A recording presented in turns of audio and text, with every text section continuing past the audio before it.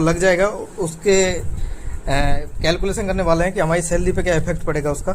ये देखिए 7th पे में क्या था कि मान लेते हैं अगर बेसिक आपका 100 रुपए था, ठीक है, या 10,000 था, ठीक है, और उस ये बेसिक है, बेसिक, और डीए रेट जो था उसमें वो था 125% था, ठीक है, ठीक है। तो ओवरऑल जो आपको मिल रहा था, क्योंकि इफेक्टिव इसी पे ज्यादा होता है, ओवरऑल जो आपको मिल रहा था, यानी मिल रहा था वो 225% मिल रहा था ना, 225% मिल रहा था।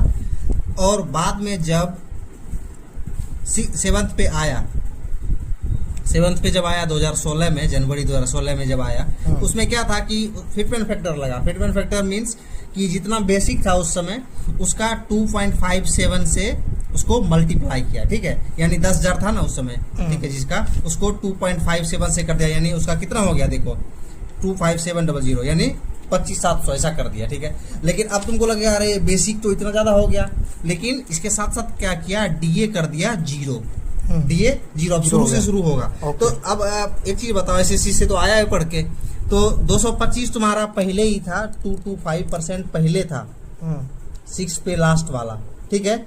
7th जब आया तो तुम्हारा हो गया 257% हो गया, ठीक है। तो कितना इंक्रीज किया भैया, कितना इंक्रीज हुआ, 225 से 257 हो गया, यानी अगर सीधा इंक्रीज देखो तो कितना आया, 3 2 5 5 2 7 32 आया ना। तो कितना लगभग इंक्रीज हुआ, 20% भी नहीं हुआ, 15% इंक्रीज किया तुम्हारा बेसिक में, ठीक है ना।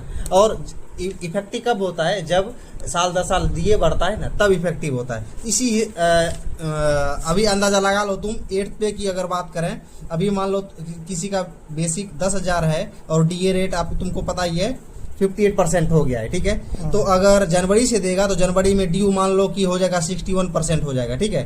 तो अभी तुम्हारा जो बेसिक प्लस डीए जो बन रहा है, अभी तुम्हारा 161% है कि नहीं है, 100% और 61, ठीक है। अगर इसमें 10% या 20% बढ़ाता है तो लगभग 192% कर देगा बेसिक का, यानी 1.9 लगभग से अप्रोक्स 1.9 से मल्टीप्लाई करेगा फिटमेंट फैक्टर जो होगा, फिटमेंट फैक्टर ये 8th पे का, मतलब मेरे हिसाब से। और कई लोग जो बोलते हैं कि 1.9 2 से कम ही रहेगा, क्योंकि देख ही रहे हो भाई यहाँ कभी कभी तो 2% डीए बढ़ रहा है, तो क्या कर सकते हैं, तो 1.9 तो देख लो, अपने बेसिक का 1.9 कर लो और डीए 0 कर देगा।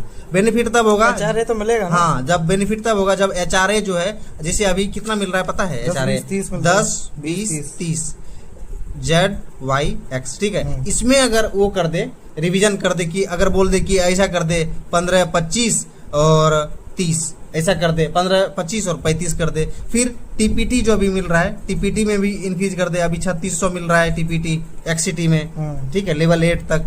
उसके पहले 1350